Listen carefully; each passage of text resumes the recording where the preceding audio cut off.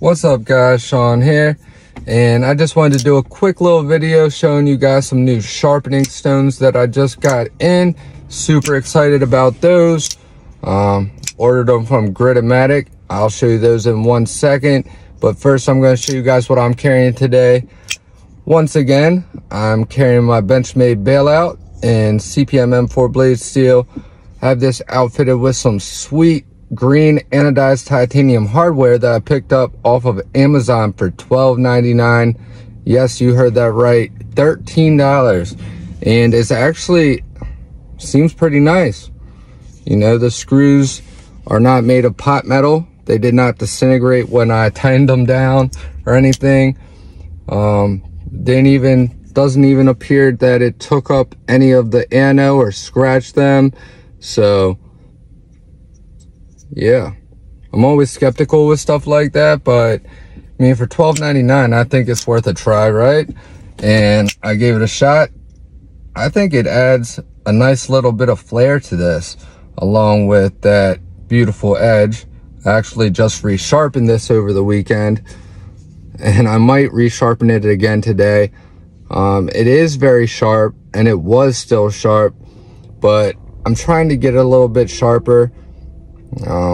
Historically, M4 has not been one of my favorite blade steels, and it seems like I just have a hard time getting it quite as sharp as the other blade steels that I, use a lot of. So I have a ton of knives in 20CV. I have knives in M390, XHP, S90V, K390, MAXAMET, LMAX. What other ones do I have? I have a couple knives in M4 now. S30V, 154 CM.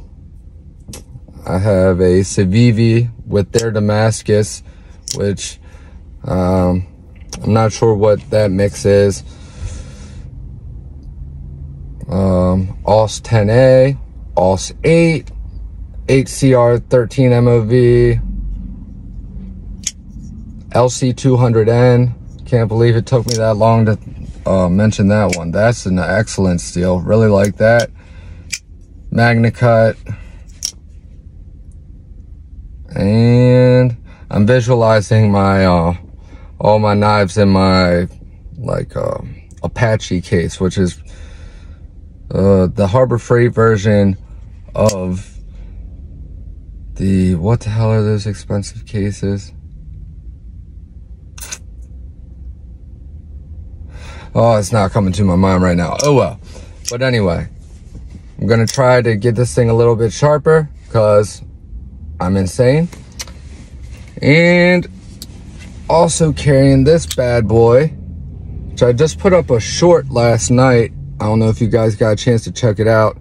Excuse the fingerprints all over the blade, but I actually mirror polished this blade with Gunny juice on basswood strops.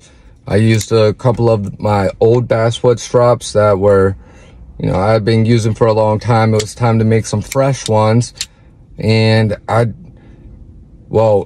tell you what sparked the idea. So it wasn't completely random. There's a guy named Walter Calicote in the Spyderco Millie PM2 P3 club, and he does some amazing blade finish work. I think he's probably most known for his patinas, but he also does mirror polish blades.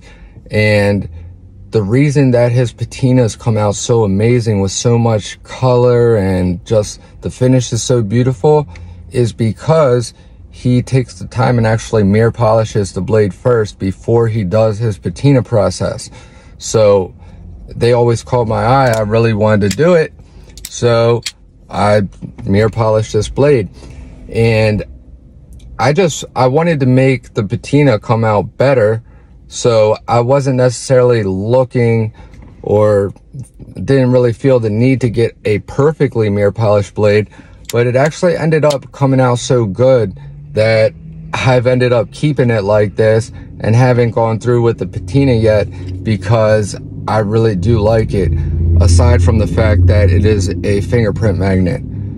But this is an awesome knife, amazing blade steel, and I really don't carry it enough because I am more of a medium to large size knife guy, not huge on small knives. But the Para 3 is really an excellent knife. And my favorite clip that you can put on a Para 3 is the MXG Gear short deep carry clip. And this one is actually specific for the Para 3. You can see there's a little cutout in the clip that lets you see through the lanyard hole, so it doesn't block the lanyard hole.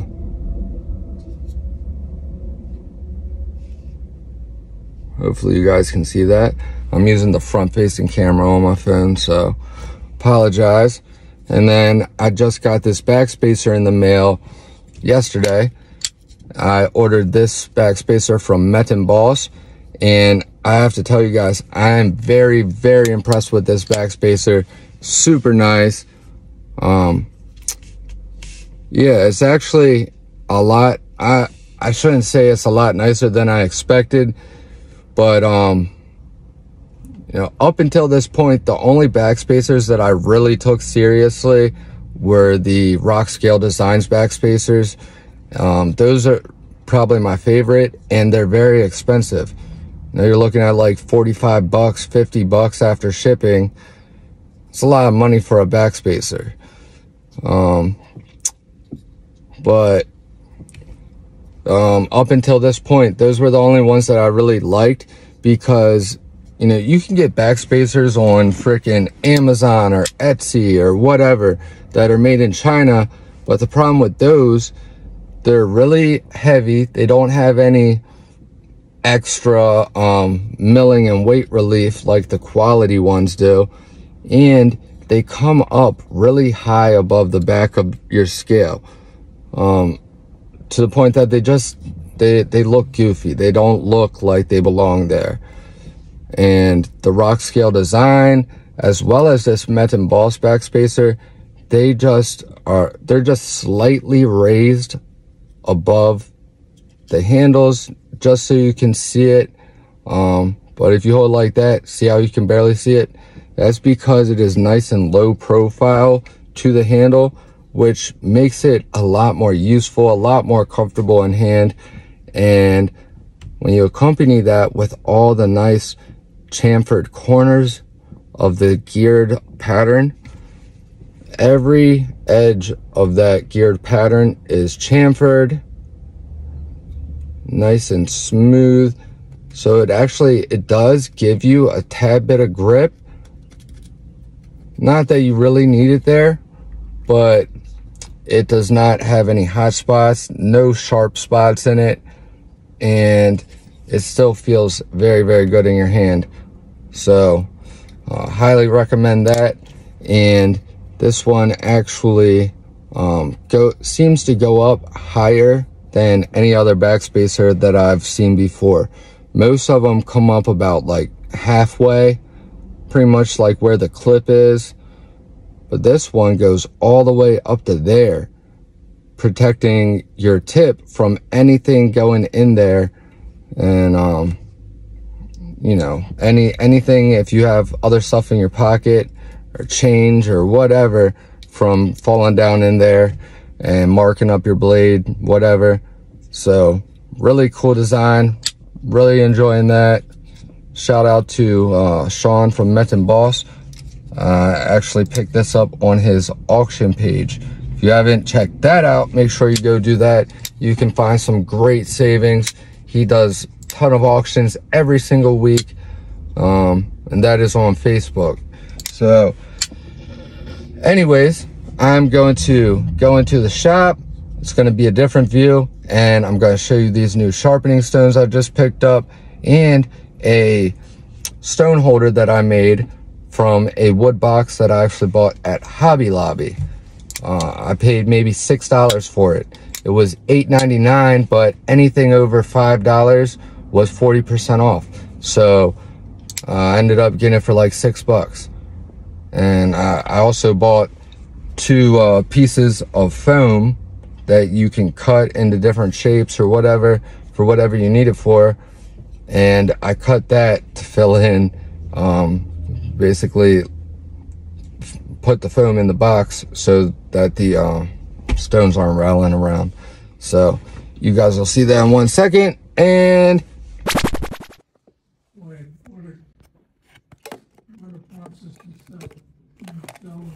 all right, guys, so as you can see, I've lined the inside of this box with foam, and the stones I picked up from Gritomatic are the Hepstone Start Series CBN stones.